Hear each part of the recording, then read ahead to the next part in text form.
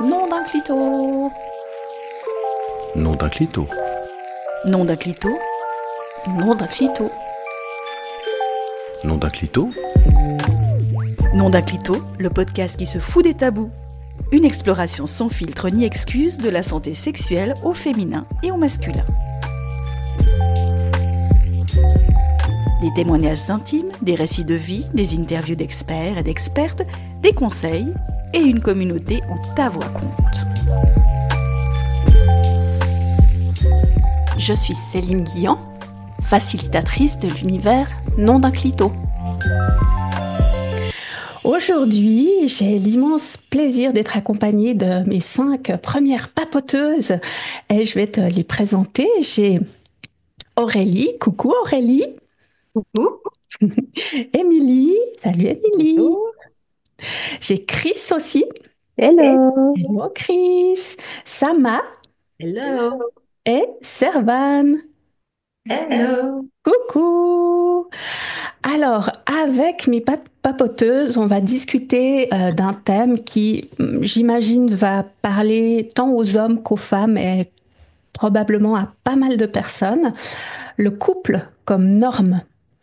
Et puis, ça me fait prendre un peu d'avance sur la thématique du mois de février, puisque pendant le mois de février, on va parler de couple, de non-couple, et puis de l'amour sous toutes ses formes. Alors, comme on est en direct live, je vais voir si je me retrouve déjà sur ma chaîne YouTube en live. Ce serait pas mal. Et puis, comme ça, je peux aller voir un petit peu ce que vous me dites. Si vous me dites des trucs, parce que je vous ai invité à me poser plein de questions et tout, à réagir. Donc, voilà. Bon, bah, et puis au pire des cas, je vous verrai sur mon ordinateur, parce que parfois, la technique, c'est pas toujours ça. Je vous ai pas perdu. Dans cet épisode un peu particulier, les papoteuses et moi-même, on va aller explorer ce qui peut faire qu'on ressent une forme de pression de trouver un ou une partenaire, de se marier, puis d'avoir une relation entre guillemets parfaite. Et puis comment est-ce que cette idée de perfection s'immisce dans nos croyances, peut-être depuis notre enfance, et puis selon l'expérience que vont nous partager les papoteuses, comment aller déconstruire ces attentes, ces injonctions pour vivre nos relations et le célibat aussi avec plus de liberté. Alors à toi qui te trouves de l'autre côté, comme je le disais, c'est un format un peu spécial. Tu peux prendre part à la discussion en allant poser tes questions dans le chat ou aussi tes réflexions. Et puis, on va y aller. C'est parti pour le clito papote.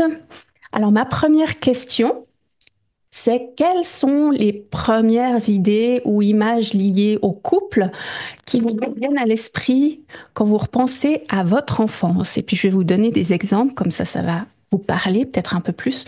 On a les fameux contes de fées avec l'image qu'on peut avoir de la princesse et du prince charmant, le fait que souvent à la fin des contes on nous dise ils se marièrent et eurent beaucoup d'enfants, par exemple. Comment ça s'est venu influencer notre vision? Il y a l'exemple de la pression familiale quand on a le cousin ou la cousine qui se marie et puis que on nous dit même enfant, ah, dis donc, t'as un amoureux, t'as une amoureuse, ou même plus tard adulte. Quand c'est quand ton tour, c'est quand est-ce que tu seras en couple enfin? Et puis il y a plus de culture. Euh, toutes les séries, les films qu'on pouvait voir quand on était ado, il y avait cette idée de se trouver une âme sœur ou un copain ou une copine en fonction de notre sexe ou de notre orientation. Et puis que, comme si c'était un peu une étape obligatoire pour réussir sa vie. Et je profite de prendre la parole, puisque je l'ai déjà prise, pour vous parler de mes exemples personnels à moi. Comme quand j'étais ado, euh, j'avais vraiment cette pression de vouloir tellement un petit copain, parce que je voyais mes copines qui en avaient déjà. peut-être à 13, 14 ans. Puis moi, j'en avais toujours pas. Puis ça me frustrait. Puis je me rappelle même qu'une fois, j'avais dit à ma mère, ouais, ben si c'est comme ça, c'était mon état d'esprit de l'époque, hein. Et puis c'était il y a pas loin de 30 ans en arrière. Donc c'est en aucun cas péjoratif ou quoi que ce soit ce que je vais dire, mais c'était un peu, bah, si c'est comme ça, de toute façon, j'ai qu'à devenir lesbienne, comme ça, ce sera plus facile. Peut-être. Mais bon, c'était mon état d'esprit de l'époque encore. Donc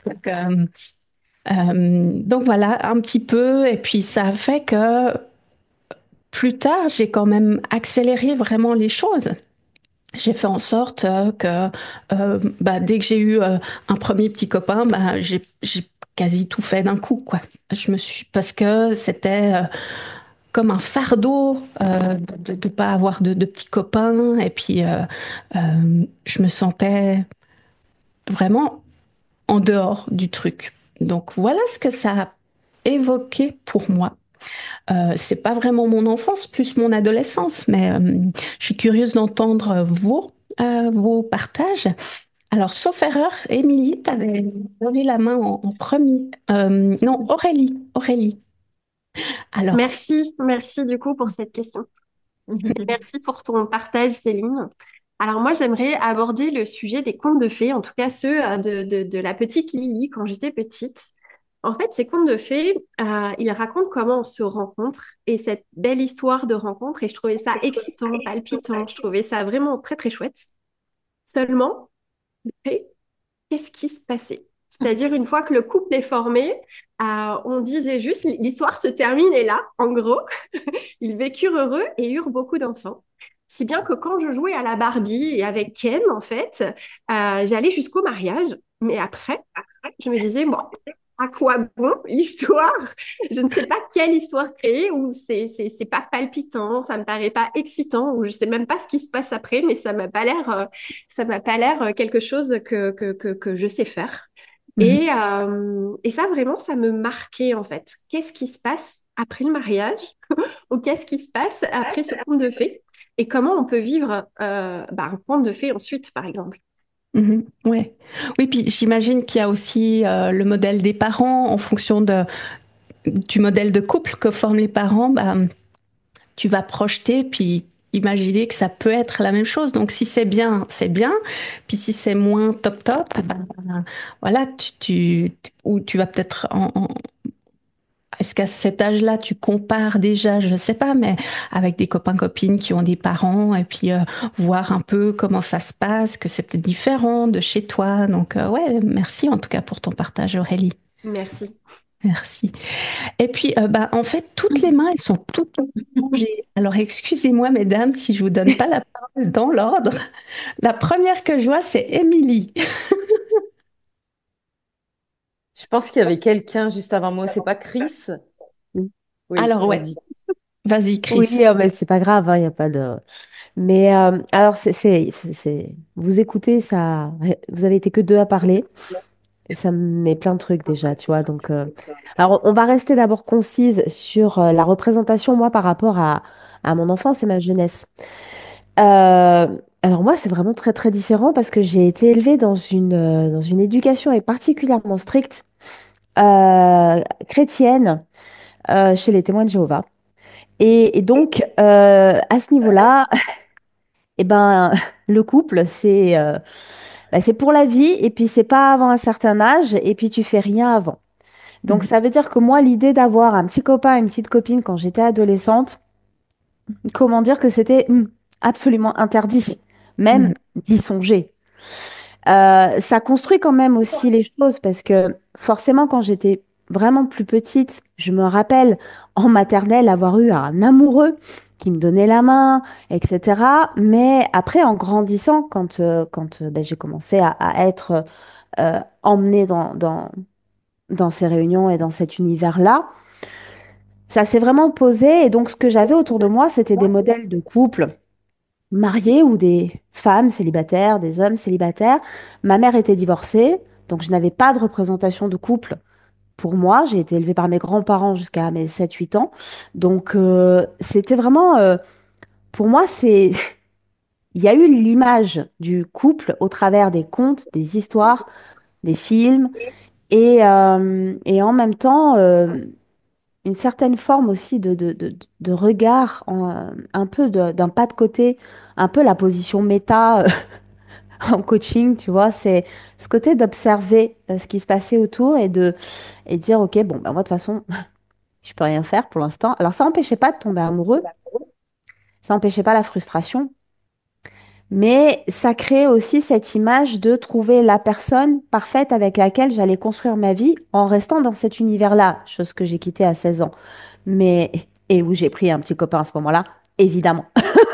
Mais ça n'empêchait pas le côté de ce formatage aussi, de se dire, tu dois être en couple avec une personne qui a les mêmes idées que toi. C'est quand même mieux, hein, parce que sinon c'est beaucoup plus compliqué.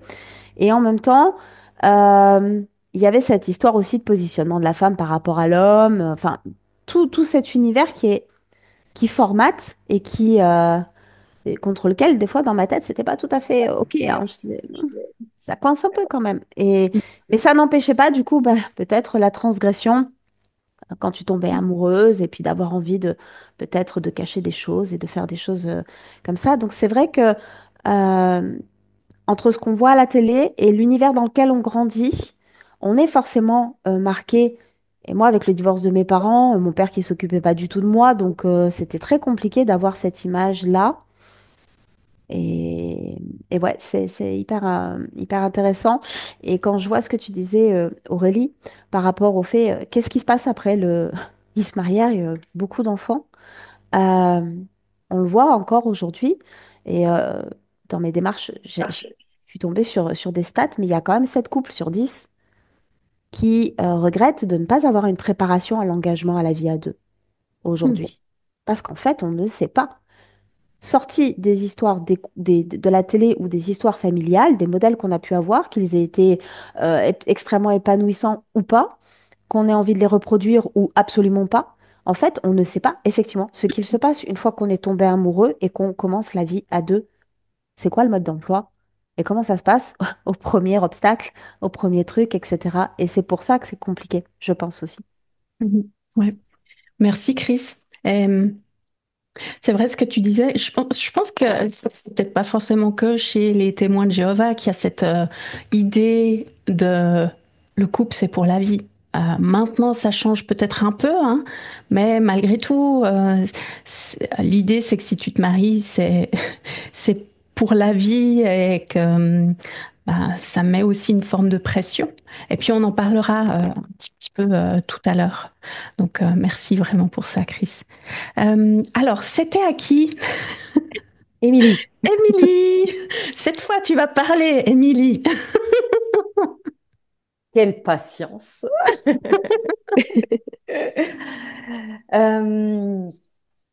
Euh, alors, c'est intéressant de vous écouter sur ce sujet-là parce que je me suis reconnectée du coup à la petite fille que j'étais et, et je me souviens que je trouvais ça beau, toutes ces images qu'on pouvait avoir des contes de fées.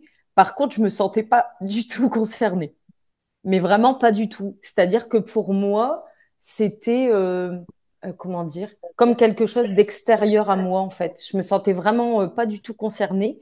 Euh, pour moi, les relations, rien que le fait d'être en relation avec des personnes, c'était déjà hyper complexe. Donc, de là à aller dans des relations amoureuses, alors là, j'étais perdue. Enfin, j'étais pas encore là. Et pourtant, quand je suis arrivée au collège, donc à 10 ans, moi, les garçons venaient naturellement vers moi. Alors, toutes les filles me disaient, ah, mais regarde, j'avais un petit copain qui était plus âgé que moi, mais je ne savais absolument pas quoi en faire. C'est-à-dire que je, je, je me souviens, c'était le plus beau garçon du collège. En plus, moi, j'arrivais au collège et je me retrouvais donc avec ce garçon et je savais absolument pas quoi faire de tout ça.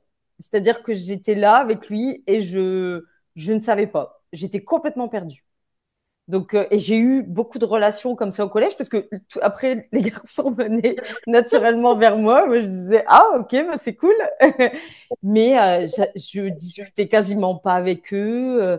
Je savais pas quoi faire de tout ça, en fait. Vraiment, c'était en me replongeant là-dedans, je me suis dit, mais je ne savais pas quoi en faire. Ça, c'est venu après, plus tard, où là, j'étais un peu dans une quête, du coup, de perfection, où euh,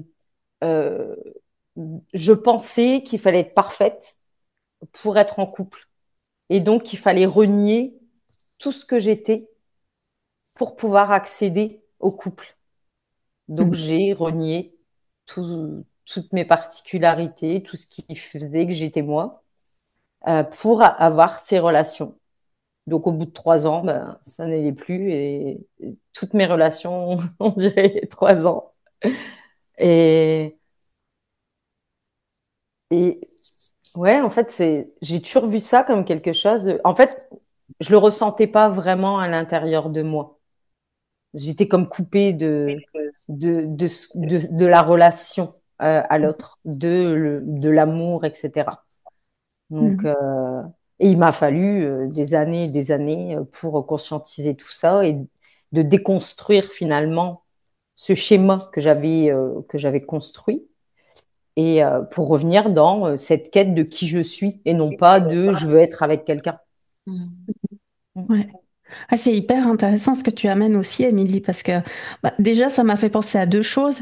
Le fait que euh, à l'école de mes filles, ils parlent de... alors, je vous apprends un mot en Dutch, c'est verkering. Ce qui veut dire en fait que tu as un petit copain ou une petite copine. Et puis mes filles, elles ont eu un amoureux, j'appelle ça plutôt un amoureux, déjà assez tôt. Et puis je leur disais, mais est-ce que vous savez ce que ça veut dire avoir un verkering? Donc dans l'idée, c'est plus qu'un amour, c'est quelqu'un avec qui tu vas bah, être en contact, peut-être pas avoir des rapports, mais c'est aller au cinéma, se tenir par la main et tout. Puis quand t'es gosse, que t'as 7 8 ans, bah, tu joues ensemble, mais tu vas rien faire de tout ça. Donc j'avais quand même demandé aux maîtresses de voir s'ils pouvaient peut-être expliquer ce que c'était que d'être dans cette relation, ce furkering.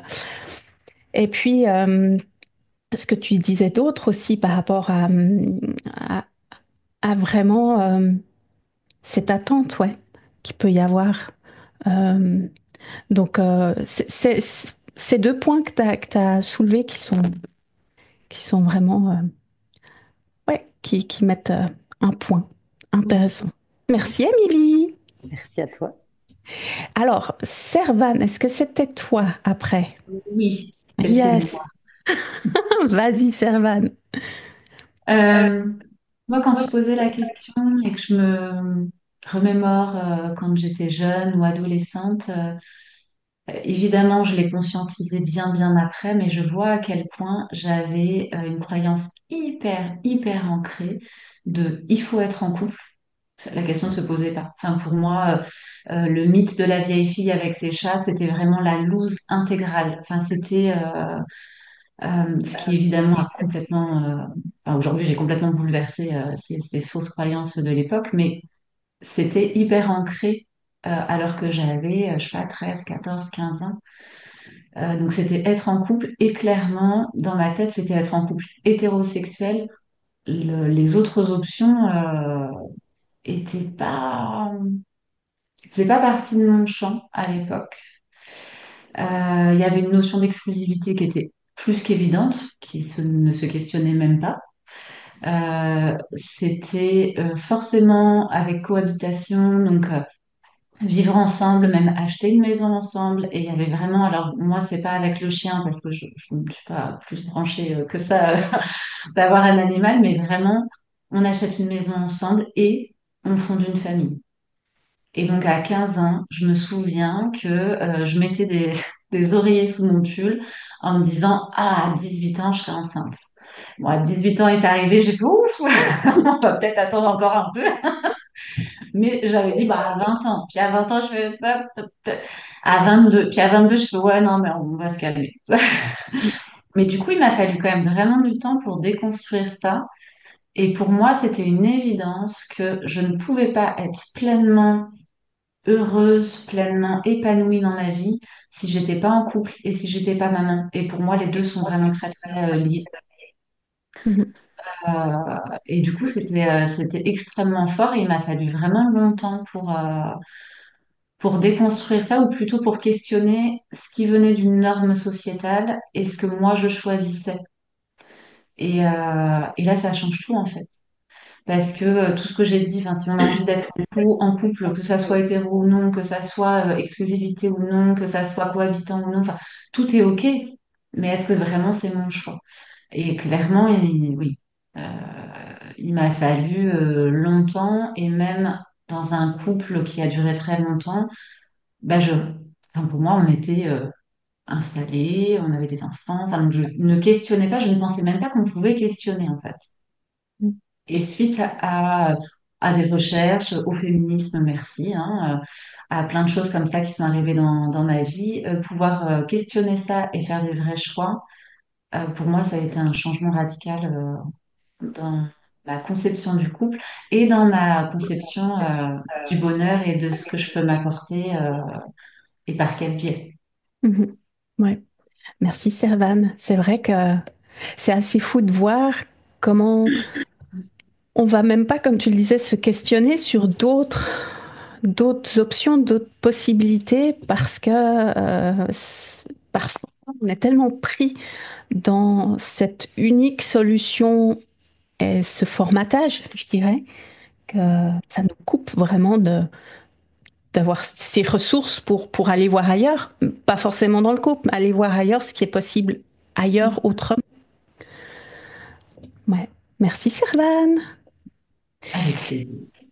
Et puis Sama, bonjour, merci et coucou Sama. Ouh, c'était super intéressant de passer en dernière, donc c'était un peu stratégique, mais alors quand tu as posé la question, Céline, la première image qui m'était venue et j'avais oublié, donc c'est assez drôle de se remémorer ça. En fait, moi j'étais pas connectée à un conte de fées, c'était l'histoire de Maman ours, Papa ours et Bébé ours. Et j'adorais ce livre. Pour moi, je les voyais heureux, épanouis. Enfin, voilà, je regardais et pour moi, je me voyais dedans. Donc moi, c'était ça. Donc le couple, mais en même temps la famille. Voilà, il y avait le bébé ours, mais né d'une famille multiculturelle, donc papa tunisien, maman vietnamienne et indienne. La position de la femme, c'était à la cuisine. Et du coup, moi, c'est quelque chose que... Ah non, moi, j'ai jamais adhéré à ça. Et ma mère, elle me répétait sans cesse, mais si tu sais pas faire à manger, tu trouveras pas de mari. Alors, je lui disais, mais qui te dit que je vais te marier et que je vais me marier? Elle me fait, mais si, tu peux pas rester comme ça seule, il faut vraiment... Donc, il y avait ces injonctions, c'est un peu ce forcing de la part de ma maman seulement. Alors, pas de mon papa, étonnamment. Mais j'ai eu, on va dire, cette chance d'avoir été élevée par ma grand-mère. Du coup, je me suis pas laissée, on va dire, conditionner par cette culture. Et je lui disais, moi, tu verras, quand je me mettrai en couple, je trouverai un homme qui sache faire à manger, qui sache cuisiner. Effectivement, donc pour moi, c'était un critère. Et c'est vrai que j'avoue que c'était un peu comme un entretien que je faisais quand je rencontrais les mecs. Est-ce que tu sais faire à manger? Est-ce que tu sais cuisiner? Et qu'est-ce que tu fais? Donc, j'avoue, c'est pas qu'est-ce que tu as fait comme métier, comme étude ou non. Est-ce que tu sais faire à manger? Parce que je voyais ma mère, cette pression qu'elle avait, oh, c'était fatigant et moi je disais non, non, non, moi je veux pas ça, je veux pas me fatiguer et j'avais cette connexion à cette famille voilà, de famille ours qui était heureux. Moi, je voulais juste être heureuse. Moi, je voulais être bien. Je voulais être heureuse. Et, euh, et c'est vrai que j'ai jamais eu de petits copains par contre, parce que voilà, dans la culture, c'était no way. Mais quand je me suis mise aux alentours de la vingtaine, avec un homme, un jeune homme, du coup, je voulais tout de suite un bébé. Et je me suis pas posé la question, mais je me suis connectée en fait à cette famille ours. Et pour moi, je me suis dit, c'est bon, on va être heureux. Donc, maman ours, papa ours et bébé ours. Et bon, ce qui n'a pas bien sûr fonctionné. Mais par contre, voilà, il savait cuisiner et j'avoue que je suis encore restée sur ce côté-là jusqu'à maintenant, 45 ans passés. L'homme doit savoir cuisiner, sinon je ne peux pas. Mais en tout cas, je vais pas dire j'ai plus ce critère-là, mais les choses ont évolué et c'est vrai que c'est quelque chose que je me questionne énormément sur le couple. J'ai un côté déjà rebelle, déjà toute petite. Je me disais, mais il n'y a pas de normalité en fait, du moment qu'on est, enfin que je suis heureuse. Si moi je suis heureuse, ça va impacter mon entourage, ça va impacter mon compagnon, ça va impacter mes enfants. Et du coup, c'est vrai que moi, la première chose, c'est d'abord, ouais, de dire que je suis heureuse et je pense que l'une de vous parlait, c'était d'abord aussi qui je suis, enfin qui que je suis en fait. C'est qu'est-ce que quels sont mes besoins, qu'est-ce que j'aime, qu'est-ce que je n'aime pas. Et c'est vrai que j'étais beaucoup en fait en quête de ça. Et avec cette multiculture, je suis allée me chercher, on va dire, dans différentes communautés. Par exemple, on va dire au niveau de l'islam, c'était ben, bien sûr le mariage, la même culture, parce que sinon ça va pas matcher. Enfin, il y avait par contre quand même mon père qui me disait quand je m'étais mis avec un Français donc le papa de mon aîné actuel, il dit que ça va pas fonctionner parce que bah, vous n'êtes pas de la même culture. Bah, bim, effectivement, ça n'a pas fonctionné. Donc du coup, je me suis recherchée. Donc il y avait quand même ce côté, voilà, formatage, conditionnement, voilà, il faut que tu cherches quelqu'un de la même communauté. Et quand je suis allée me diriger vers ça, c'était, voilà, mariage et tout, mais ça me mettait une pression intérieure, je me dis non, mais je vais pas être heureuse. Non, non. Du coup, c'est vrai que je me suis beaucoup questionnée en fait. Enfin, qu'est-ce que je recherche dans un couple? Et et je recherche encore. Mais en tout cas, ce qui m'importe le plus, c'était d'être dans comment dire ça, dans ma souveraineté, mais ça va au-delà de ça. Ça veut dire que je reste telle que je suis. Je ne veux pas que les gens me changent. Je ne veux pas qu'un homme puisse me dire, ah, écoute, ce que tu fais là, je suis pas trop fan. Non, ce que tu, non, en fait, non. Et c'est vrai que j'avais tendance quand un homme disait, ah, écoute, moi, j'aime pas quand tu t'habilles comme ça fait trop décolleté. Non, c'était non, j'aime le décolleté, je porte. Et donc, voilà, moi, je voulais, voilà, pour moi, c'est un homme qui m'accepte tel que je suis dans toutes mes parts, quoi. Donc, voilà, je suis toujours en quête. En tout cas, ça m'a énormément aidé en fait à me comprendre surtout tout ça. Donc mes expériences m'ont vraiment aidé en fait à me comprendre et à savoir qu'est-ce que je veux exactement dans un couple. Mm. Merci Sama. Et puis c'est vrai que c'est intéressant aussi d'amener ce côté culturel. Mm. Comme Chris, tu amenais le côté confession ou religieux, si on peut dire. Bah, il y a aussi la culture qui a aussi qui amène son lot d'injonctions et d'idées, de croyances et tout et tout. Je vous propose de passer à la deuxième question. Est-ce que, juste avant d'y passer, est-ce que vous aimeriez ajouter quelque chose par rapport à cette première question ou rebondir sur ce que l'une ou l'autre a dit? Ouais, Émilie, vas-y. Alors, je sais plus du coup qui a partagé, mais enfin, il y a des choses qui sont montées pour moi dans le sens où je voyais un peu la relation comme une exploration, tu sais. Mais alors, je l'ai conscientisé très longtemps après, mais euh, ce que je vois, c'est que au début, tu vois, je venais comme chercher à chaque fois des petites parts de moi, tu vois, que je connaissais pas, parce qu'en plus, bon, comme je suis enfin, que j'ai des traits neuroatypiques, voilà, je comprenais pas trop mon fonctionnement. Donc, ça me permettait d'aller, tu sais, avec chaque personne, de dire, ah ouais, ça c'est cool. Et ce qui m'est monté aussi quand vous parliez tu sais, de fait de fonder une famille, d'avoir vraiment ce couple, euh, on rencontre quelqu'un, on construit.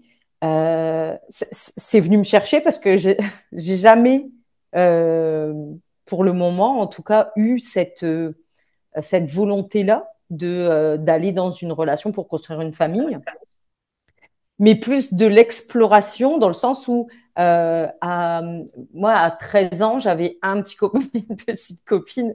Pourtant, c'était dans les années 90, tu vois, c'était pas. Et je me posais pas la question. Par contre, c'est quand les personnes se sont mises à me dire que c'était bizarre, où là, je me suis questionnée. Donc, ce que je peux observer, c'est quand tu es dans ta nature, en fait, propre et que, tu vois, finalement, il y a pas euh, cette, comment dire, cette pression extérieure. En tout cas, moi, je la ressentais pas au début. Tu vois, pour moi, ça me dérangeait pas. Enfin, c'était très bien pour moi. Mais le jour où des personnes ont commencé à me dire, ouais, c'est bizarre, pourquoi tu fais ça? Là, je me suis dit, bah, ouais, non, en fait, je comprends pas pourquoi tu me poses. Tu vois, moi, c'était ça. Je comprends pas pourquoi tu me poses cette question. Et là, c'est venu, on va dire, comme un peu mentaliser ce que je pouvais m'offrir dans les relations.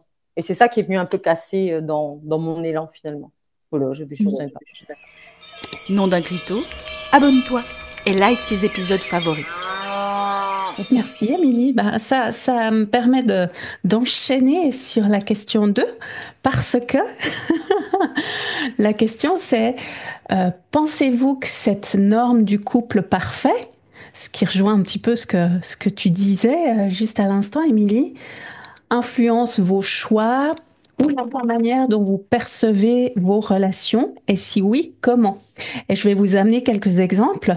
Donc il y a la relation qui peut être vécue comme un échec dans le fait d'avoir une relation et puis de voir que ça bat de l'aile et puis qu'on y reste quand même malgré tout parce que il faut rester, euh, même si ça devient toxique.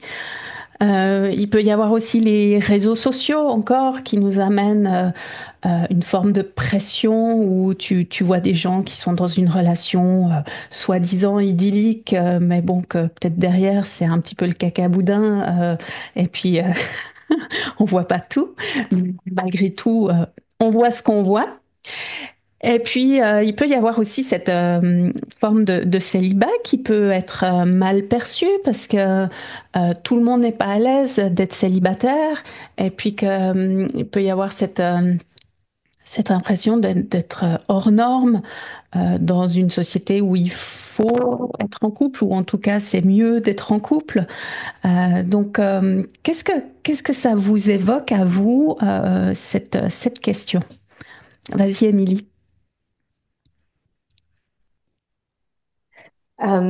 Alors, la question du couple, donc, bah, comme je disais hein, juste auparavant, au début, c'était pas un questionnement et ensuite, ça l'est devenu en fait. C'est devenu, tu sais, c'est comme si je partais d'un espace hyper fluide à finalement me retrouver face à une réalité qui essayait de tout mettre dans des cases où là, je comprenais pas et où j'ai essayé. Donc, je me suis mise à être en couple. Bon, je voyais que ça me correspondait pas dans le sens où pour moi c'était trop enfermé. Je voyais le couple comme une prison, très clairement. Voilà. Donc à chaque fois j'allais chercher ma prison et finalement à à mes 33 ans, j'ai réalisé en fait que ça me rendait pas heureuse ce mode de fonctionnement-là. C'était quelque chose qui me parlait pas en fait, tu sais, et où je me suis davantage ouverte. Mais au lieu d'aller chercher ce que j'avais reproduit en fait auparavant, c'est qu'au lieu d'aller rechercher dans l'autre, je me suis dit ben au lieu d'aller tout le temps chercher vers l'autre, reviens vers toi. Donc au début, j'ai vécu mon célibat comme quelque chose de subi, où j'étais mal, où du coup je me contentais de miettes des gars que je rencontrais à droite, à gauche. Puis je me disais mais c'est encore pire, ça va pas du tout.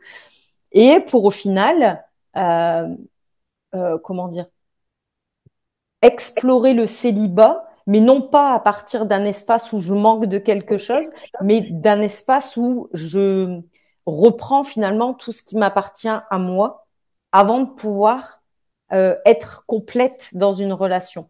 Et donc, ce qui m'a permis de sortir de la dépendance, parce que j'étais une grande dépendance affective du fait justement d'avoir essayé de coller à toutes ces cases, j'ai essayé de combler ce manque à l'intérieur de moi. Et finalement, aujourd'hui, mon célibat, je le vis hyper bien, je suis très bien seule, j'ai envie de partager avec quelqu'un, mais je ne vais pas me mettre à tout prix dans une relation. Par contre, je ne rejette pas la relation et je suis plus là pour combler quelque chose. Donc, il y a vraiment eu ce gros travail qui a été fait et qui aujourd'hui m'ouvre tant dans ma partie célibataire assumée, mais pas en dénigrant non plus la relation de couple, tu vois, parce qu'avant, je pouvais être un peu dans ces visions tranchées. Soit je disais, ah non, mais moi, je suis hyper bien dans mon célibat, c'était faux. Et ou quand j'étais en couple, c'était, ah non, mais le couple, c'est génial, et c'était faux également. Donc là, Mhm. aujourd'hui, c'est plus un équilibre entre le fait d'accueillir une potentielle relation, mais de m'accueillir aussi moi dans cet espace où je me sens bien seule et où je ressens pas ce besoin viscéral d'être en couple. Mhm. Oui, c'est vraiment chouette ce que tu amènes, Émilie, parce qu'effectivement, il y a cette façon dont on se voit célibataire.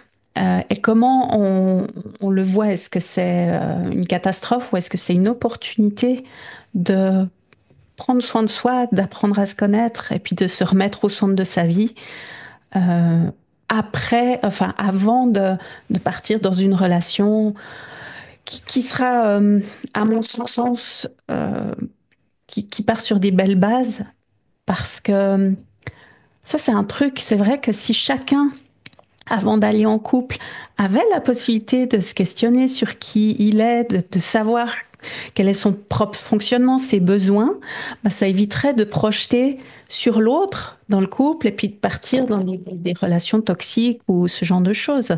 Mm. Ben, tu vois, ce que tu dis, justement, ça me permet aujourd'hui de savoir, tu vois, quand je rencontre quelqu'un, de pouvoir questionner la personne sur, tu vois, qui elle est, comment elle fonctionne, et puis de voir ensemble comment ça fonctionne. Et là où avant, je pouvais complètement me fondre dans une relation, me fondre dans l'autre, et tu vois, vraiment dans cet espace de fusion, mais pas la fusion, tu sais, où chacun a son espace, c'était vraiment me fondre dans l'autre. Là, aujourd'hui, je prends le temps, c'est-à-dire que je ne vais pas tout de suite dans la relation. Je prends le temps d'apprendre à connaître la personne, limite à démarrer par, tu vois, une relation amicale où on sait potentiellement qu'il peut se passer quelque chose, mais où, tu vois, j'avance à mon rythme. Et le fait de prendre le temps maintenant dans mes relations, qu'elles soient amicales ou amoureuses, mais ça me permet justement de plus me lancer comme un peu, tu vois, cette histoire féerique où on se dit, oh mon Dieu, mais c'est l'homme de ma vie. Ouais, enfin bon, en Mhm. apparence, oui, mais voilà. Donc, prendre le temps, pour moi, c'est nécessaire maintenant dans l'exploration, en tout cas, de la relation. Mhm. Ouais. Merci, Émilie, d'amener aussi ce côté sain de la relation à soi et à l'autre. Chris, Oui. Euh, alors, je me suis pas formée. Enfin, moi, j'ai pas vraiment eu cette envie absolument de devenir un couple et d'avoir cette construction-là. Euh, Moi, je voulais simplement avoir de l'amour. Donc, en fait, le problème que moi j'ai rencontré, c'est je tombais amoureuse, mais c'était à sens unique. Du coup, je me suis mise en couple avec des personnes que j'aimais bien, mais dont j'étais pas vraiment amoureuse. Et donc, souvent, il y avait peut-être une volonté d'accompagner cette personne, de l'aider, voilà, de faire un petit peu ma mère Teresa, ma chère Azad. Moi, j'arriverai à faire en sorte que cette personne, elle vive une histoire géniale, etc. Mais en fait, moi, je m'effaçais. Et ça a été à chaque fois répété. C'est-à-dire que moi, le célibat, j'ai pas connu vraiment. Parce que quand j'étais seule, c'est-à-dire pas en couple, il y avait toujours plus ou moins mon cœur qui battait pour quelqu'un où j'étais en train de me lamenter ou d'espérer, d'attendre ou des choses comme ça. Et je n'ai jamais vraiment profité de mon célibat pour me dire, apprends à te connaître toi. Ça, c'est quelque chose qui est venu avec le temps, avec l'âge, avec le chemin. Euh, et finalement, aujourd'hui, alors j'ai eu un premier mariage il y a 20 ans. Et ça s'est fini par un divorce. Je me suis effacée. Et puis, je suis revenue. Je me suis dit, chouette, ça y est, je suis tranquille, je suis célibataire, je vais pouvoir m'occuper de moi. Et puis, en fait, pas vraiment, parce que j'avais toujours plus ou moins une personne que je me disais, ah, tiens, peut-être que à ce moment-là, bah non, c'était pas ça. Mais j'ai mon mari actuel qui a débarqué dans ma vie très, très vite. Enfin, qui a redébarqué, parce qu'en fait, c'était mon meilleur ami. Donc, on se connaissait déjà depuis très, très longtemps et on s'est retrouvés. Et en fait, cette construction que tu as, Émilie, aujourd'hui et que tu as eue, toi, au fil du temps, dans le questionnement de te dire d'abord être équilibré bien avec moi, en couple avec moi, en fait, d'abord avant d'être en couple avec l'autre, c'est le cheminement vers lequel j'accompagne aujourd'hui. C'est-à-dire que vraiment, c'est effectivement arriver à faire cet équilibre en soi, déjà en premier lieu, entre ce féminin, ce masculin qui sont complètement déséquilibrés. Et donc, travailler sur soi, comme je disais tout à l'heure, on n'a pas le mode d'emploi de la vie à deux, de la vie de couple. Et on part tous avec des sacrés sacs à dos hyper chargés de bagages et de cailloux qu'on ramène de nos parents, de nos grands-parents, de notre transgénérationnel, de notre karmique, etc. Et on se balade avec ça et on rentre en relation avec des gens qui ont la même chose. Enfin, pas tout à fait pareil, mais en tout cas qui ont le leur de l'eau. Et en fait, c'est hyper compliqué et on nous apprend pas ça.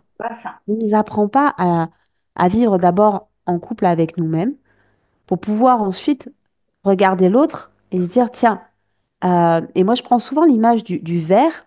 Quand tu as deux verres côte à côte, mais qui sont vides tous les deux, il n'y a rien qui se passe. Quand on a un qui est plein et qui passe son temps à remplir l'autre, c'est pas mieux, en fait, hein, clairement.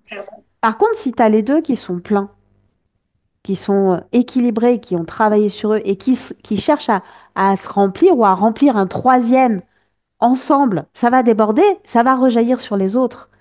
Et ça, c'est vraiment venu avec le temps, avec la démarche des rencontres de bouquins qui, comme par hasard, te tombent entre les mains quand tu es en telle ou telle situation. Et de se dire qu'en fait, effectivement, ce qui est peut-être important, c'est d'arriver déjà à comprendre comment nous, on fonctionne. Donc, avant de pouvoir se dire, bah, tiens, je vais essayer d'aller vers l'autre. Parce que, en fait, quand on va vers l'autre, la plupart du temps, c'est qu'on cherche à combler quelque chose avec la source de l'autre, alors que la nôtre, elle est là pour ça, mais qu'on n'a pas, on n'a pas trouvé le bon chemin, en fait, pour y aller. Et c'est vrai que c'est hyper important de se détacher, en fait, de ces croyances que on doit absolument, moi je le voyais avec mes cousines, elles étaient toutes en couple, moi aussi, quand j'étais en couple, la première question qu'on m'a posée, c'est pas quand est-ce que tu te maries, hein, c'est quand est-ce que tu fais un gosse. Parce que mes autres cousines, elles avaient déjà des enfants depuis l'âge de 20 ans. Bah, je dis, bah non, en fait, hein, voilà, moi j'ai fait ma fille à 35 ans et c'était très très bien comme ça. Et c'est constamment, moi, le jour où j'ai quitté mon ex-mari, je dis, tu vois, heureusement que je n'ai pas fait de gosse avec, hein, parce que je pense que ça aurait été très très compliqué. Et ces croyances-là qu'il faut absolument être en couple, qu'il faut absolument faire des gosses, qu'il faut avoir une maison, qu'il faut avoir ci, qu'il faut avoir ça, dans cette structure-là, alors qu'en fait, la première des choses qu'il faudrait faire, c'est être bien avec soi pour pouvoir être bien avec les autres.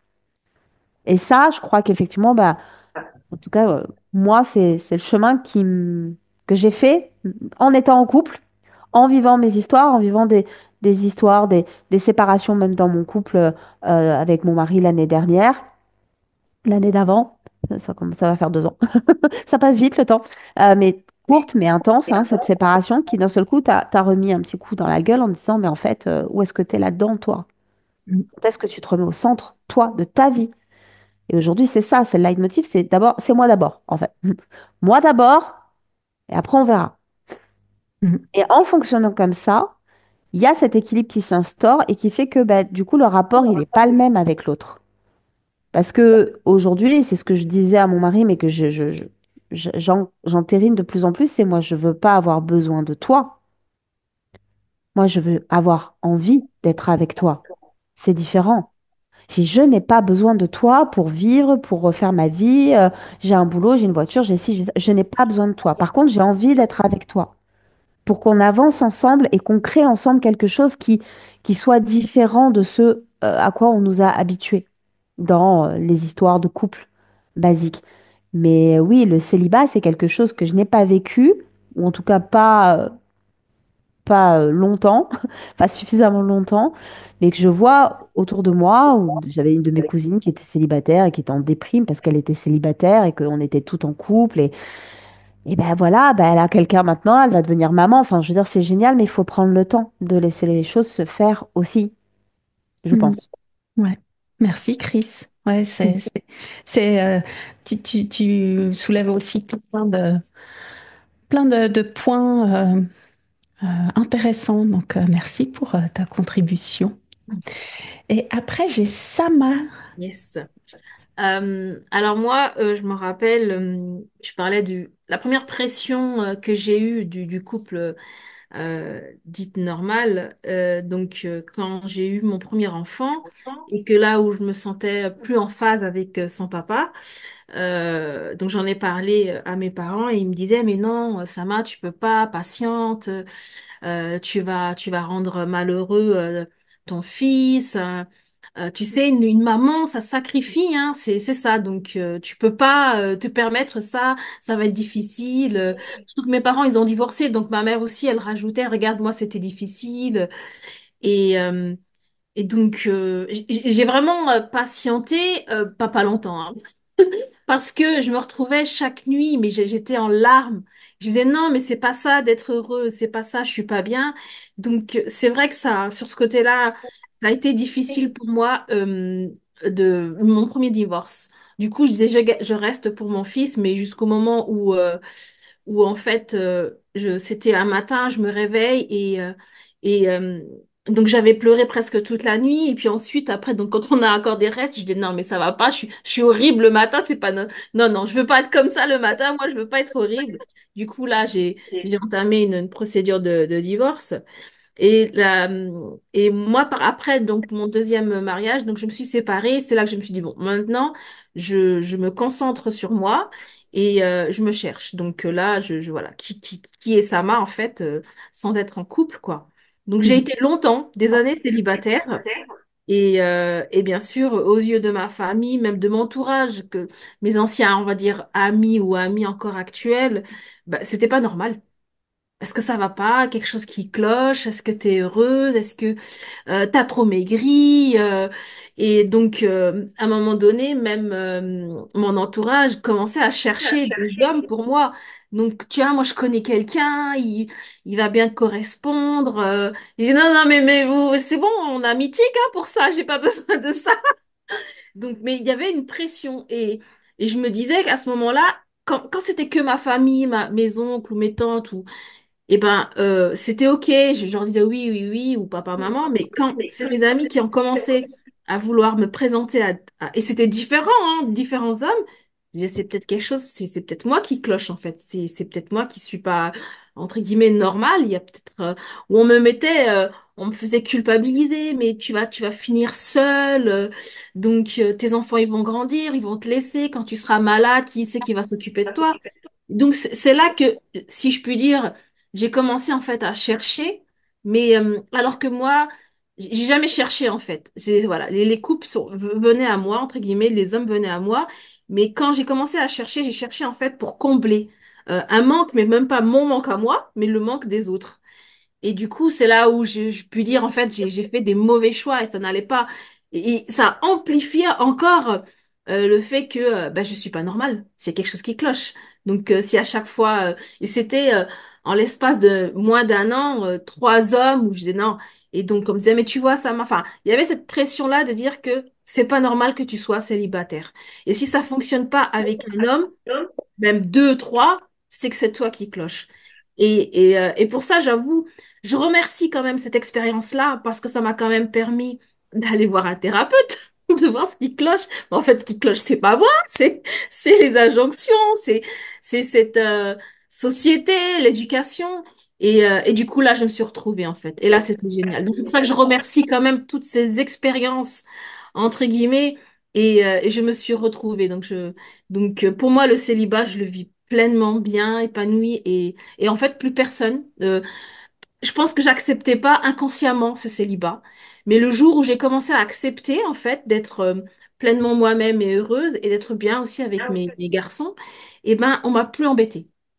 Plus personne est venu chez moi me dire, oui, ben, j'ai quelqu'un pour toi. Non. Voilà, OK, ben, c'est Sama, c'est OK, elle reste célibataire, elle viendra avec quelqu'un ou pas. Donc, euh, donc voilà, quoi, c'est ce que je voulais partager. Je trouvais ça quand même important de dire que oui, ben, être célibataire, c'est pas normal aux yeux de certains, en fait. Mhm. Ouais. Oui, effectivement, tu parlais Ça t'a carrément fait te remettre toi en question Mm. et savoir si tu étais normal. Et puis, et, euh, et on est tellement pris parfois dans cette obligation d'être en couple que ça nous fait nous inquiéter pour l'autre qui ne l'est pas. Est-ce qu'il est heureux ou pas? Mais finalement, ça me fait penser que parfois, on peut avoir tendance à oublier de regarder son propre couple, qui est pas toujours tout rose, avant de le projeter sur l'autre qui est en célibataire. Ou ça peut aussi éveiller des choses chez les personnes qui sont en couple et qui justement préféraient peut-être être célibataires parce qu'il y a des problèmes dans le couple. C'est exactement ce que j'ai eu cette réflexion-là. C'est exactement ça parce que la plupart des personnes qui voulaient me présenter ou qui me disaient que voilà que c'était pas normal que je devais être en couple, eh ben ils étaient pas très heureux. Et c'est vrai que moi j'étais bien en fait. Moi j'étais bien avec mes garçons. Et c'est que après j'ai conscientisé que bah ils étaient peut-être jaloux ou envieux en fait, que moi je puisse être bien comme ça et que j'ai fait des choix en fait. J'ai fait mes propres choix et que j'étais bien. Donc et qu'en fait eux bah entre guillemets ils scoltinaient une personne et qu'ils étaient pas bien et ils avaient enfin on m'a beaucoup dit que que j'étais courageuse. Pour moi je trouvais pas ça du courage, je trouvais ça ouais pour moi c'est moi je me mets en priorité, c'est je passe avant tout le monde même je dis même que je passe avant mes enfants puisque mon bonheur impacte aussi le bonheur de mes enfants, quoi. Mhm. Donc, ouais, c'est vraiment, c'est ça, c'est exactement ça, Céline. Donc, ouais, c'est cette projection. Voilà. Mhm. Merci. Merci à toi, Sama. Ensuite, j'ai Servane. Ouais, merci pour vos partages, c'est super intéressant. Il y a plein de choses qui m'ont fait popper dans ma tête. Euh, Bah moi, comme je disais tout à l'heure, clairement, l'injonction du couple a été ultra présente chez moi. Et donc, l'option du célibat n'était pas dans mes options possibles. Et donc, j'étais en couple. Et ce qui m'a marqué, c'est qu'en fait, bah, comme dans les contes de fées tout à l'heure, donc on s'arrête à ils se marièrent, il y a eu beaucoup d'enfants. On ne sait pas comment ça se passe. Ils disent qu'ils sont heureux quand même. Mais on ne sait pas comment faire pour être heureux pendant longtemps et tout ça. Et du coup, quand il y a eu des crises de couple qui, clairement, pour moi, bah, font partie de la vie, et ben en fait, je me suis sentie hyper démunie et j'ai pu voir les peu de fois où j'ai essayé un peu d'en parler, comme ça, du bout des lèvres. Je sentais qu'en fait, c'était oui, non, mais ça va aller, quoi. C'est comme s'il fallait encore rester dans la norme. Donc, non seulement tu dois être en couple, mais en plus, tu dois être heureux, même quand tu galères. Mhm. Et le jour où vraiment j'ai osé en parler autour de moi en me disant, vraiment, en fait, c'est dur, quoi. Là, j'ai ça, je sais pas comment faire. Et là, mais alors, une nouvelle porte s'est ouverte à me rendre compte que beaucoup de couples autour de moi euh, vivaient les mêmes difficultés, se posaient les mêmes questions, alors pas exactement les mêmes, mais en tout cas vivaient des difficultés et que personne n'en parlait, quoi. Mhm. Donc ça, moi, ça a été une immense découverte parce que, évidemment, comme tu disais tout à l'heure, quand on voit des amis qui viennent manger à la maison, bah, ça a l'air d'aller bien. Donc on s'imagine que tout va bien dans leur vie. Mais comme moi, à l'époque, quand j'ai rencontré des problèmes de couple, bah, tous les autres pensaient que mon couple allait parfaitement bien. Et je m'étais dit, mais pourquoi? Ah oui, c'est vrai, en fait, si t'en parles pas, si tu... Moi, je suis pas quelqu'un qui s'engueule, donc c'est pas visible. Donc ça a été, moi, ça m'a fait vraiment du bien de découvrir que c'est pas tout beau, tout rose et que en parler peut vraiment ouvrir des portes, ouvrir les consciences, permettre d'envisager d'autres solutions parce qu'il y a plus de solutions dans plusieurs têtes que dans une. Donc ça a été ouais, une première porte ouverte. Et puisque vous avez été au moins Chris et Sama à dire du moi d'abord, chacune avec vos mots. Et maintenant, moi, j'adore prendre l'exemple de l'avion. Où, bah oui, dans l'avion, tu prends d'abord le masque pour toi et après, tu vas t'occuper des autres. Moi, j'avais plutôt cette vision je dois m'occuper de la famille, je dois m'occuper de mon couple. Et là, non, je pense que en fait, pour bien prendre soin de soi, du couple, de la famille ou de qui tu veux, d'abord, c'est prendre soin de soi avant tout. Donc, il y a eu un vrai changement à ce niveau-là, mais ça m'a demandé vraiment de déconstruire des choses. Et, euh, et ce que tu disais, je pense que c'était toi, Chris, qui disais que tu ne voulais pas avoir besoin de l'autre, mais avoir envie d'être avec l'autre. Bah ça, moi, ça a été une découverte que quand j'étais en couple, enfin, en tout cas, il y a longtemps, quand j'étais en couple, je me reposais complètement sur l'autre et qu'en fait, ça me privait de toute une partie d'accès à moi-même ou de ce que j'aurais pu faire toute seule. Et clairement, c'est pas la faute de l'autre, hein, c'est moi qui rentrais là-dedans. Et encore une fois, j'avais absolument pas conscience de ça. Donc, je suis restée dans des schémas stéréotypés je vais dire pendant longtemps, sans me rendre compte évidemment. Et j'avais envie de, donc ça, moi, j'ai vraiment vécu ça très fort et j'avais envie de rebondir par rapport au célibat.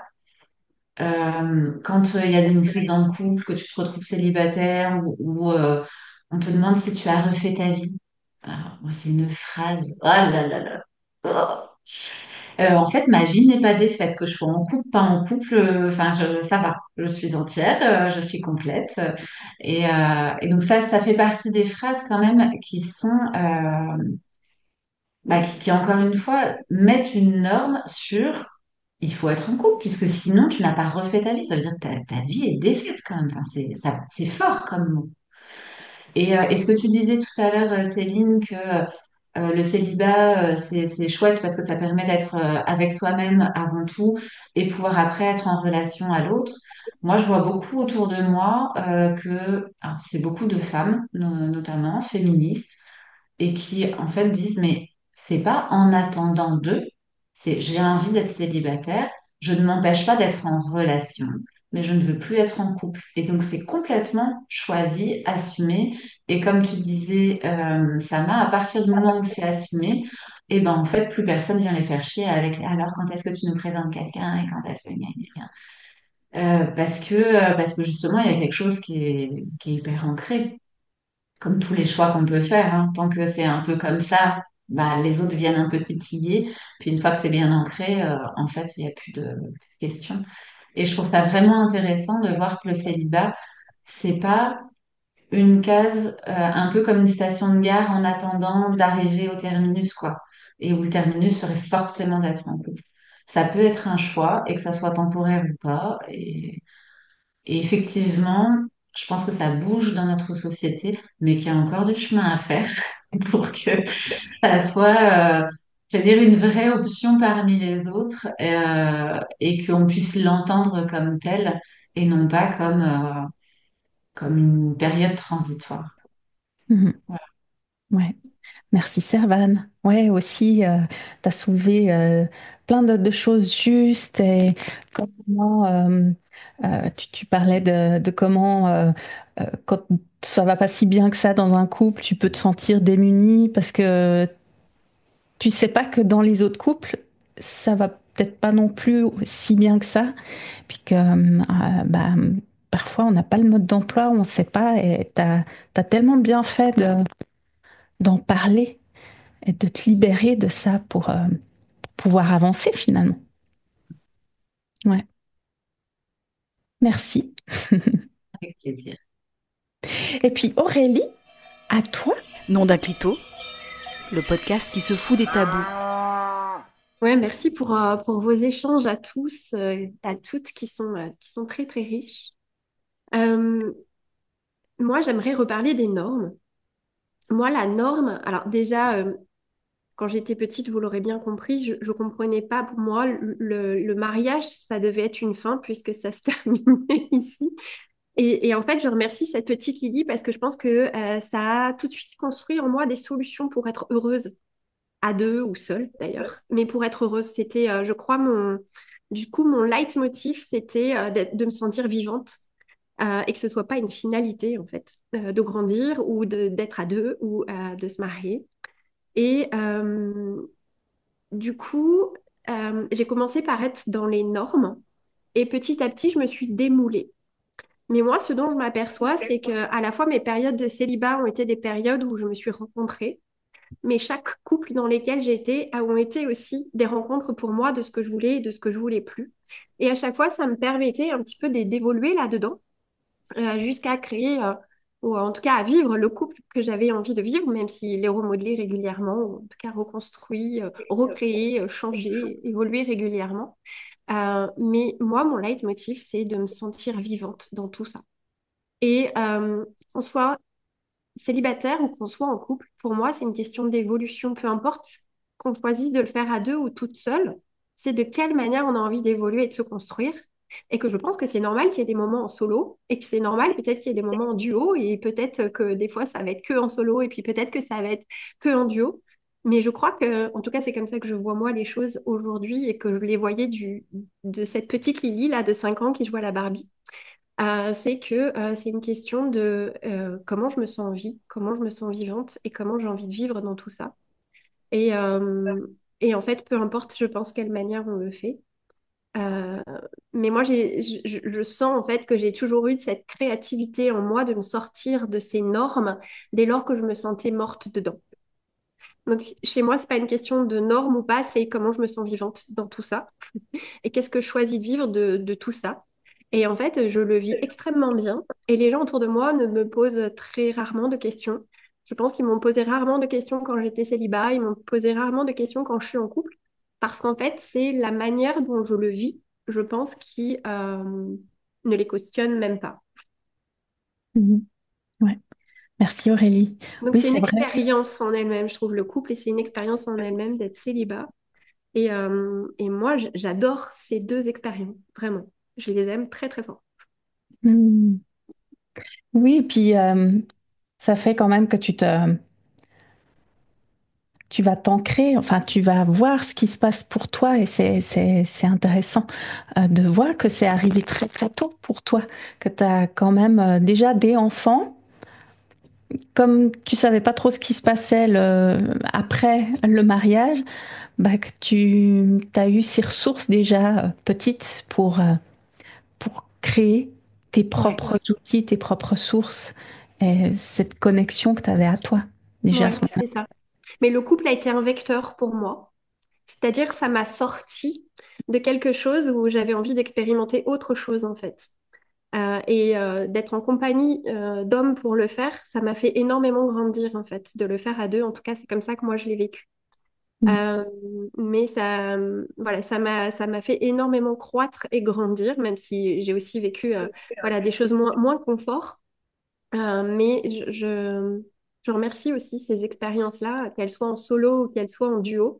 C'est cette croissance, en fait, ou ce développement que j'ai pu avoir grâce à ça. Et en fait, je voulais juste rajouter une dernière chose, c'est que j'ai commencé par être dépendante à l'autre.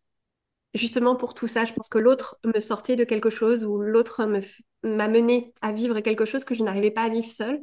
Et ensuite, j'ai été hyper libre avec l'autre. Alors, ça ne veut pas dire que j'avais plusieurs amours en même temps. En tout cas, pour moi, c'était pas ma conception de la liberté. La liberté, c'était d'être, voilà, d'avoir des moments de liberté, en fait, même à deux, pour ensuite trouver, voilà, vraiment un équilibre. Mais c'était un champ d'expérience et d'expérimentation vers ce que j'avais envie de vivre. Mm. Mm. Merci Aurélie. Chris, tu voulais reprendre la parole? Oui, rapidement, parce que quand je vois ces injonctions quand on est célibataire et que les autres cherchent absolument à à nous représenter quelqu'un ou qu'on regarde les autres en disant mais c'est pas normal. Mais en fait, il y a cette espèce de croyance qui est vachement ancrée. Déjà, tu vois, bon, je parlais de mon éducation chrétienne, mais il y a quand même ce côté que l'homme n'est pas fait pour vivre seul. L'homme avec un grand H, hein, donc homme ou femme. Mais enfin, il n'est pas fait pour vivre seul. Et avec ces histoires d'âme sœur, de moitié d'orange, avec cette sensation qu'en fait, on n'est jamais complet quand on est seul.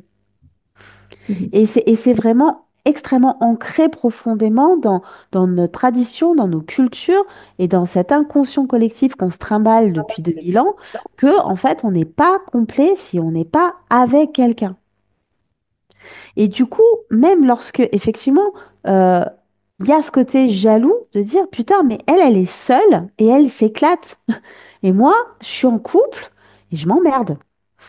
Alors non, inconsciemment, hein, parce que c'est vraiment toujours inconscient, mais de se dire, bah non, en fait, ça serait bien qu'elle aussi, elle ait quelqu'un avec qui elle va se disputer, avec qui elle va vivre des galères. Bon, de temps en temps, ça va bien se passer hein, aussi, mais enfin quand même, parce que c'est pas juste que moi, je subisse ça et pas elle, en fait. Mais tout ça, toujours dans une strate vraiment très inconsciente.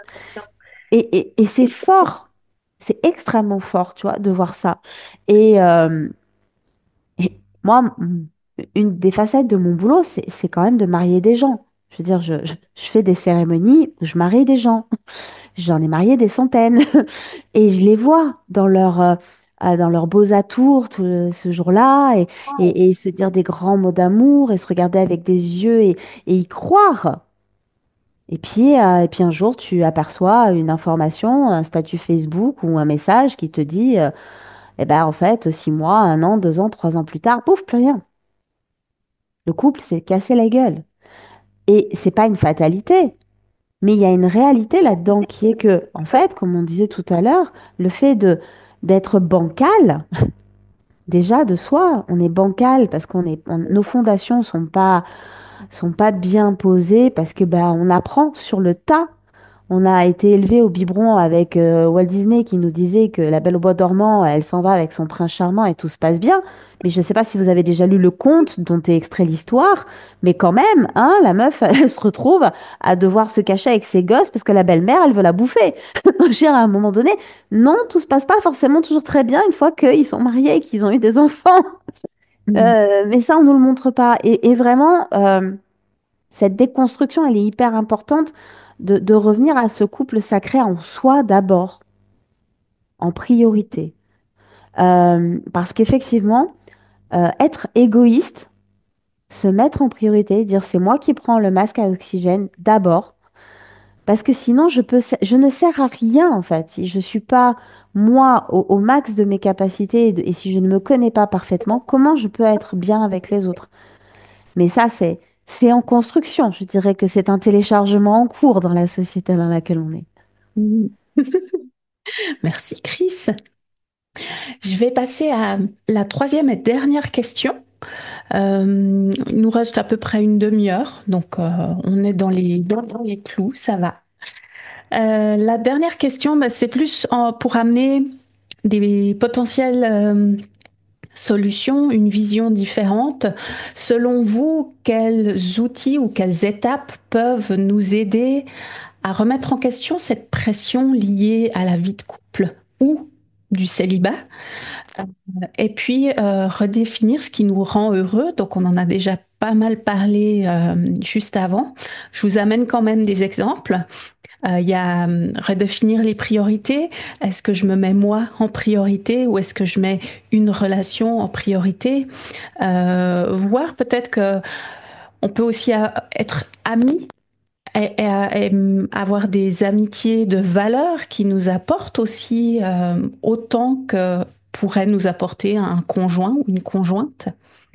Aller voir aussi les modèles alternatifs, comme par exemple des célibataires épanouis, comme on en a dans la salle là, des relations polyamoureuses aussi, ou des gens qui sont en couple mais qui choisissent de cohabiter, par exemple, ou de ne pas vivre ensemble, ou des manières différentes d'être en couple, de ne pas être 24-24 l'un sur l'autre. Et puis, une pratique qui est peut-être un peu plus spirituelle, mais la gratitude, voir peut-être les choses positives, voir ce que le fait de, d'être soi, de vivre en célibataire, nous amène comme positif. Et puis, revaloriser les aspects du quotidien sans forcément se caler sur qu'est-ce que je fais avec l'autre si je suis en couple, mais qu'est-ce que je peux faire pour moi au quotidien et comment je peux m'amener cette gratitude de le faire. Alors, je vois que Servane, tu as levé la main. Ouais, j'avais envie d'intervenir. Moi, ce qui m'a permis vraiment prendre conscience justement que c'était, enfin, que je suivais des normes sociétales et non pas réel désir personnel. Ça a vraiment été de me renseigner autour de moi. Donc au début, ça a commencé par des podcasts. Il n'y avait pas de volonté de conscientisation particulière, mais juste c'était un sujet qui m'intéressait. Moi, il y a un podcast qui a été un tournant vraiment très important, des prises de conscience très très fortes de Victoire Tuaillon, qui alors elle en a fait plein, mais une des séries sur le cœur sur la table, qui s'appelle ah, ça commence par le prologue, c'est une amoureuse qui vous parle. Et après, tu as 10 épisodes. Franchement, si vous ne le connaissez pas, mais écoutez-le. Je le trouve vraiment, mais tellement, tellement intéressant. Et je sais plus si c'est le premier ou le deuxième épisode, elle parle de l'escalator relationnel. Donc du fait que sociétalement, donc dans la norme, donc après, bah, il y a des personnes qui se sont déconstruites et qui ne montent pas dans cet escalator, mais sociétalement, on monte dans un escalator et que vraiment là, il y a le chemin qui est tout tracé. Donc on rencontre quelqu'un, on flirte, on sort ensemble, on se met en couple plus officiel, on s'installe, on achète une maison, éventuellement on se marie, on fait des enfants. Et il y a vraiment ce truc. Et si à un moment, alors qu'on était cohabitants, on se dit en fait, on aimerait bien avoir chacun notre espace parce que c'est comme ça que ça peut aller. Au point de vue de la société, ça sera vécu vraiment comme un échec si deux personnes qui cohabitaient prennent deux appartements ou deux maisons pour vivre séparément. Donc il y a comme une injonction à suivre ça.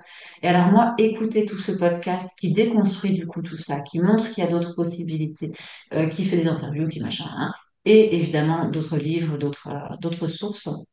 C'est comme si tout d'un coup, je passais de, il y a une seule route et rien n'existe d'autre. Enfin, il n'y a même pas conscientisation que potentiellement d'autres choses. Non, il y a que ça.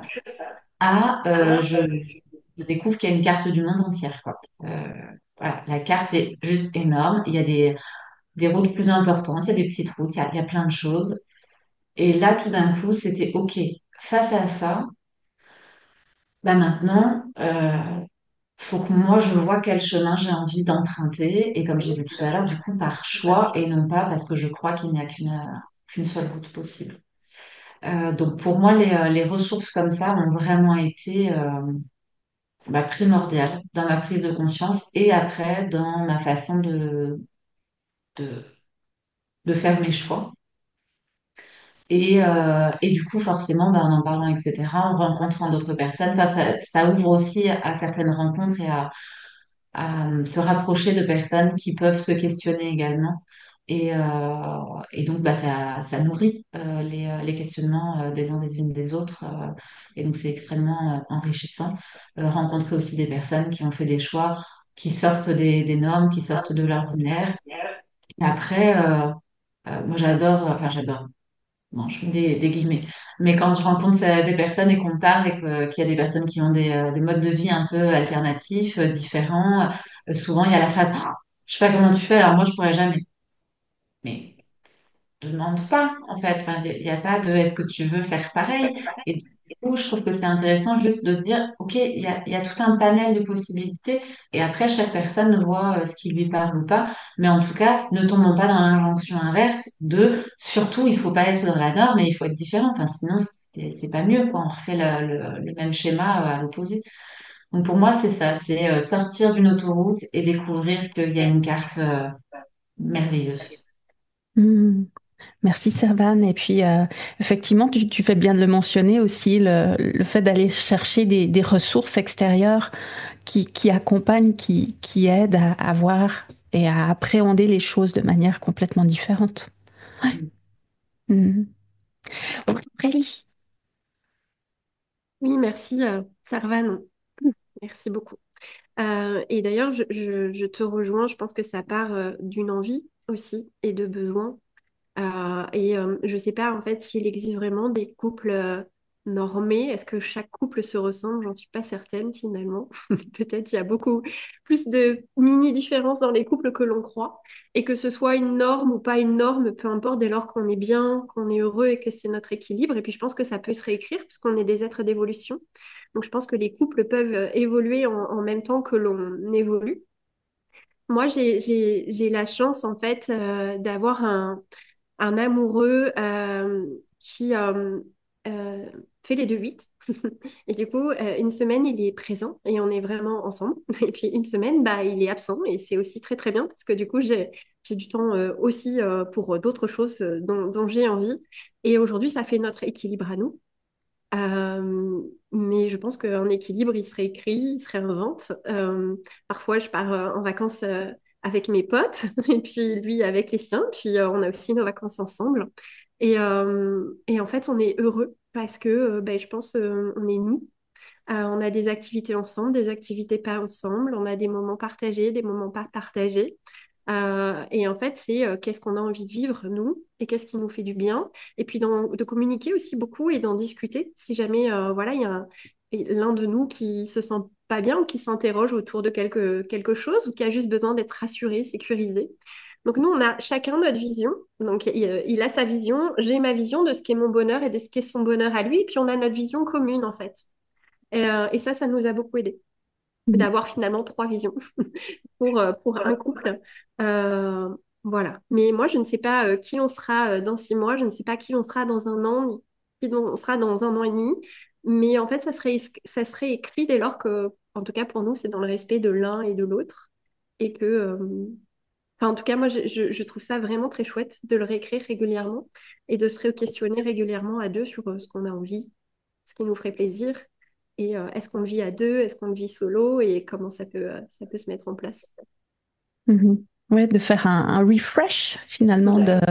de se mettre à la page et puis, comme tu le disais, de pas se mettre la pression sur un modèle de couple, mais qu'au final, chaque couple est différent. Chaque couple, comme il est souvent fait de deux personnes complètement différentes, va évoluer de manière différente. Et puis que c'est important de se laisser cet espace pour grandir déjà soi et puis ensemble. Donc, merci Aurélie. Hmm. Sama. Hum, Merci Aurélie, effectivement, je rejoins beaucoup ta vision où tu parles beaucoup d'évolution de soi et puis j'aime beaucoup aussi cette vision, tu disais, voilà, donc il a sa vision, tu as ta vision et puis il y a la vision du couple et effectivement, moi je vois les choses comme ça. Je trouve que c'est super important d'avoir chacun notre vision et mais surtout aussi de voir la vision du couple. Donc qu'est-ce que je veux voir là-dedans? Et c'est vrai que moi, mon premier outil, j'ai envie de dire, ou qu'est-ce qui m'a permis en fait de savoir ce que je souhaite ou pas dans un couple ou dans mon célibat, pardon, c'était mon corps, ma connexion à mon corps, mon ressenti. Le jour où je me rappelle, où je me suis fait un lumbago en vomissant, où j'ai eu cette claque, c'était un 1er janvier, donc pas de médecin, où le SOS médecin est venu et puis il me dit, mais vous êtes vraiment négligée, madame. Et je me dis, non, mais en fait, j'ai pas écouté mon corps, j'ai pas écouté les messages qu'il m'a envoyés. Donc c'est maintenant comment je me sens quand je suis avec cette personne-là, comment je me sens quand je suis seule. C'est vraiment mon ressenti. Donc, pour moi, le premier outil, c'était vraiment mon corps. Et ça veut pas dire que voilà, j'ai pu me construire seule. Ce qui m'a permis aussi, c'est voilà, d'aller voir tel et tel, on va dire, thérapeute, expert, psychologue, qu'importe, pour justement en fait essayer de me connaître en fait, de me comprendre et de me connaître, pouvoir être pleinement moi-même avec la personne ou être moi-même aussi en étant seule, quoi. Donc, euh, donc voilà, c'est vraiment mon outil à moi en tout cas. Mon premier outil, j'appelle mon corps ma boussole de vie en tout cas. Donc voilà, ça me permet d'avoir, voilà, de savoir où je dois me diriger et comment je me sens à l'intérieur surtout. Mhm.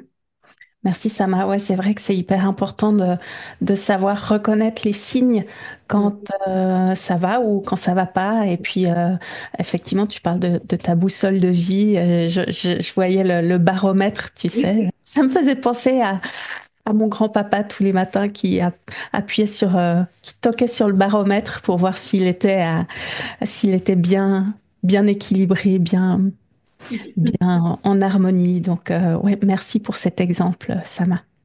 Chris, Oui, tous vos partages sont vraiment très pertinents. Je rejoins vos visions à chacune. C'est vrai que moi, ce que je vois dans l'accompagnement que je mets en place avec les couples que j'ai, c'est que je leur pose de faire en tout cas, je leur propose, après, ils font ce qu'ils veulent, mais de faire un vision board à 5 ans. C'est-à-dire de se poser individuellement, de dire qu'est-ce que je veux moi et où est-ce que je vais être dans 5 ans? C'est quoi ma vision? Tu vois, ça va rejoindre ce qu'Aurélie elle disait, ma vision personnelle et la vision du couple. Est-ce que les deux visions se rejoignent? Et le fait de le poser sur un vision board, ça va permettre d'avoir un plan de route, de pouvoir l'avoir. Parce que je dis souvent, en fait, quand tu prends un avion ou un bateau, tu sais qu'il y a quelqu'un aux commandes, en fait. Le pilote, le commandant, il part pas à l'aveugle, hein. Il a un plan de route. Et ce qui lui permet de savoir qu'il est dans la bonne direction, c'est qu'il a des étapes qui sont marquées et qu'il peut les repérer. Et le plus souvent, quand on s'embarque dans la vie à deux, on y va bille en tête, porté par l'amour. Et advienne que pourra, puisque on l'a vu, hein, on ne sait pas ce qui se passe après, ils se marièrent, etc. C'est, et en fait, souvent, on a à peu près des idées communes. Oui, moi j'aimerais bien avoir des enfants, j'aimerais bien avoir une maison. Mais tu vois, j'ai un couple de potes qui s'est marié et ils ont, ils se connaissaient depuis l'école, ils n'ont jamais eu d'autres amoureux, ils se sont mariés, ils voyaient la vie avec la même chose, on va prendre une baraque à retaper et puis de toute façon on veut pas d'enfants. Et puis ils ont grandi, ils ont avancé, puis un jour, à la trentaine, eh ben, elle a eu envie d'avoir des enfants. Et ce qu'ils s'étaient pas rendu compte, c'est qu'ils avaient fait ça en fait sur leur chemin. C'est qu'ils étaient plus côte à côte, ils étaient plus dans la même direction. Ils n'avaient pas remis de temps en temps de se dire, est-ce qu'on est toujours sur le bon chemin? Est-ce qu'on est toujours OK? Est-ce qu'on est toujours raccord avec ça? C'était acquis que c'était comme ça. Et au final, bah, ils se sont séparés, ils sont restés amis, mais en tout cas, ils sont plus en couple.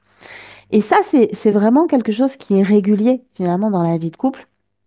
Donc peut-être que euh, la communication, oui, mais la communication vraie, qu'est-ce que je veux, moi, dans ma vie, dans mon couple? Il est où mon baromètre, justement? Je le mets à quel niveau le curseur? C'est quoi ce que je veux atteindre pour moi et ce que je voudrais atteindre dans mon couple? Et est-ce qu'on est raccord avec ça? Donc avoir cette communication franche et dire, tu vois, mon expérience quand mon mari a voulu qu'on se sépare et que finalement, au bout de 3 mois, il est revenu et que j'ai accepté qu'il revienne parce que je pouvais très bien aussi lui dire non, non, non. Mais en fait, c'était quoi l'objectif? C'était de dire, voilà, moi, aujourd'hui, je suis là et ce que je veux, c'est ça. Donc après, toi, tu vas faire ton chemin. Tu me suis ou tu me suis pas, tu te mets à côté de moi ou pas, tu vas prendre aussi ton évolution personnelle et peut-être qu'on va se rejoindre ou peut-être qu'on se rejoindra pas. On va voir, on va avancer.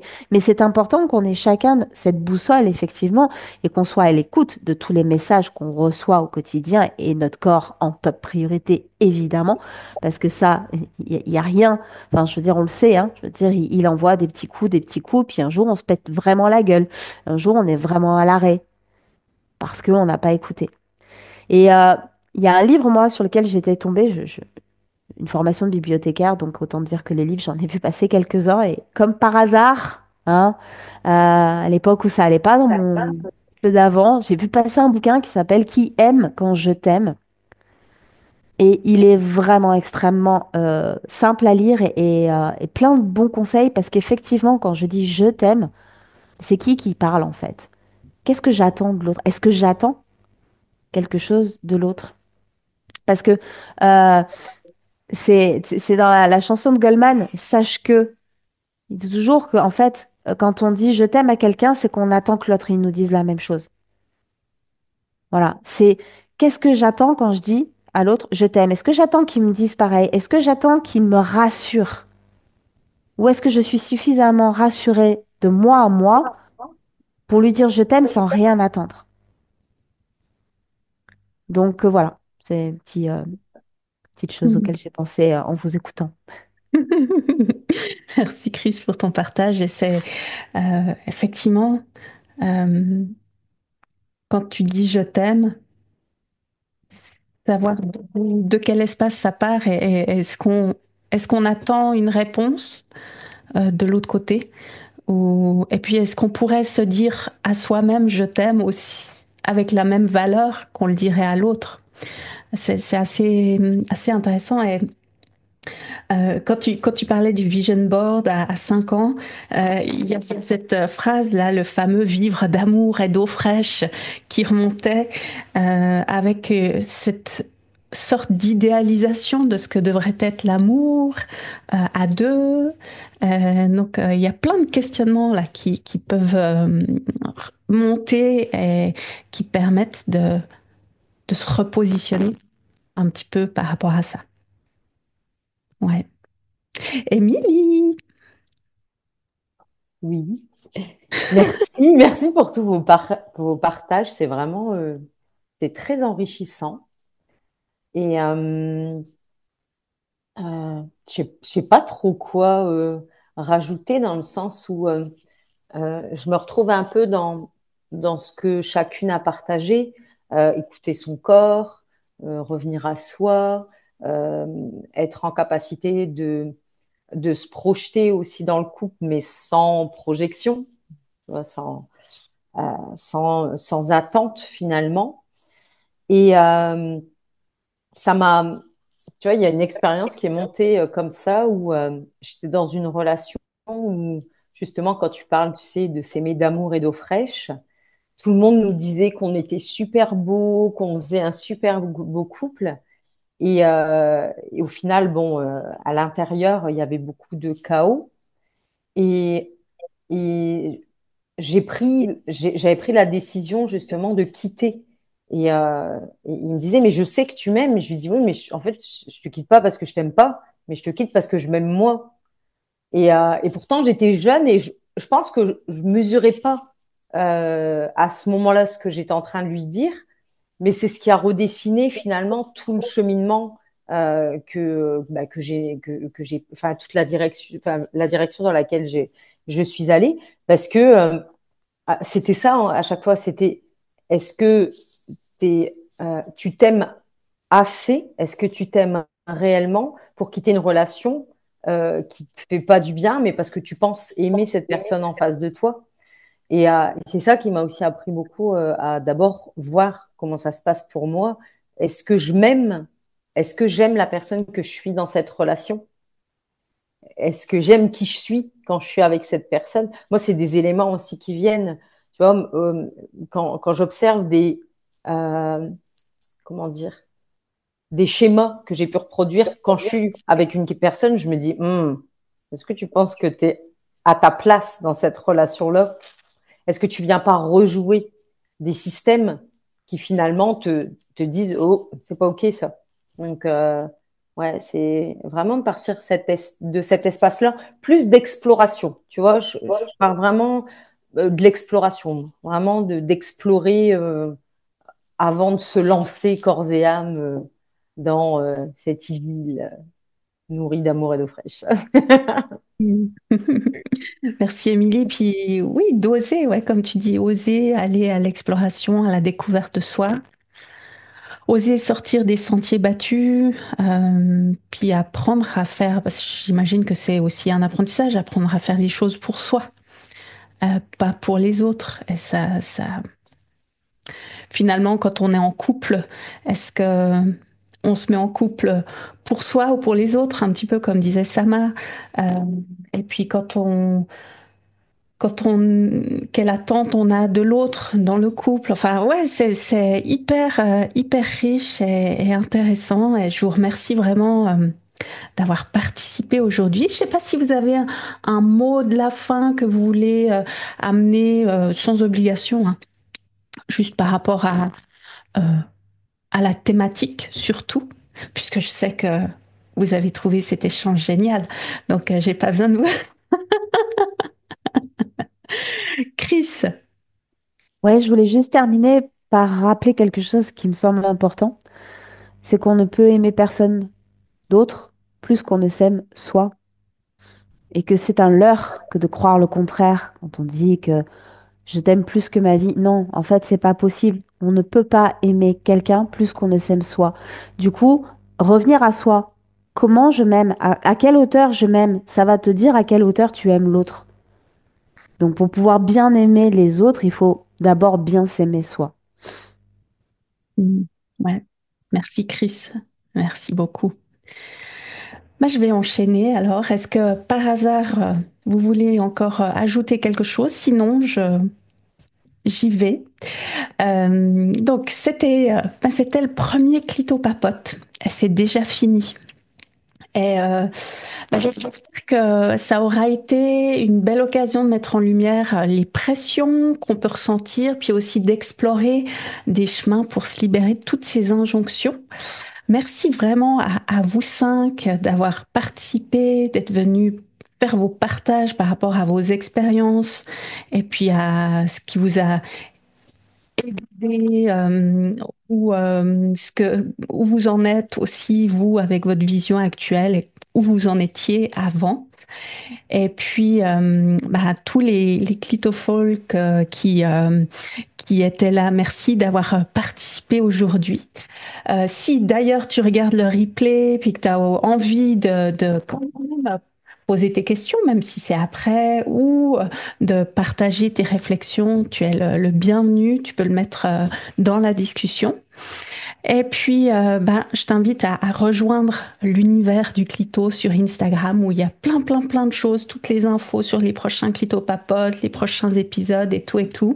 Donc, c'est sur le site, ou en tout cas le compte Instagram Nom d'un clito, tout attaché. Et puis, rendez-vous le mois prochain pour le prochain Clito Papote où on va explorer la thématique des poils et de la pilosité féminine. Et puis, il y aura aussi plein d'autres épisodes hebdomadaires où on va plonger vraiment dans cette thématique du couple, mais aussi du non-couple et puis de l'amour sous Nom d'un toutes ses clito, formes. un espace ouvert à À toutes bientôt. et tous. Et rappelle-toi, chaque voix compte. Pour tout savoir sur l'univers Nom d'un clito et ne rater aucun épisode, like et inscris-toi à la Clito News. À bientôt.